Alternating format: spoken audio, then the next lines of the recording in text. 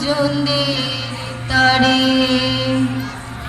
সর্বশেষে শুভেচ্ছা জানাই শিক্ষার্থীদের তরে। শুনেন শুনেন ভাই বোনেরা, শুনেন সুধী জানেরা, আলোকিত মানুষ হার করি বর্ণনা। শুনেন শুনেন ভাই বোনেরা, শুনেন সুধী জানেরা, আলোকিত মানুষ হার করি বর্ণনা। ভাষার জন্য দিল জীবন বাঙালি সন্তান, করল বিশ্ব মাঝে বাংলাকে মহিয়ান। কিন্তু হায় দুঃখ আর রাখি যে কোথায়, বাংলাদেশের সংস্কৃতি মোরা ভুলে গেছি প্রায়।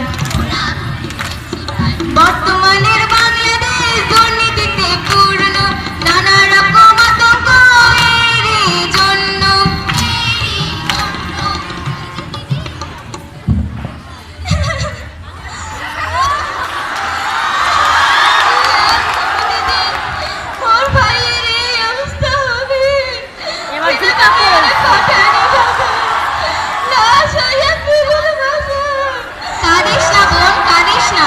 খোদায়ের বিচার একদিন করবে করবে।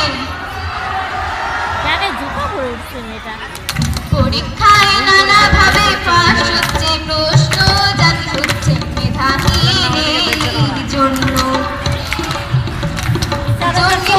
হচ্ছে তারা পথভ্রষ্ট, এভাবে করছে তারা জীবন নষ্ট।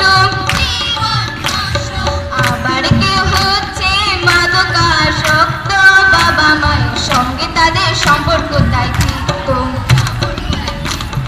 অরাজকতা রোধে হতে হবে সোচ্চার, ঐক্যবদ্ধ হওয়া আমাদেরই দরকার। আমাদের ধর্ম চায় সকলেরই শান্তি, ধর্মের নামে চলবে না কোনো রাজনীতি। সকল ধর্মে একই কথা লেখা আছে ভাই, আধ্যাত্মিক চর্চার মাধ্যমে আধ্যাত্মিক মানুষ হওয়া যায়।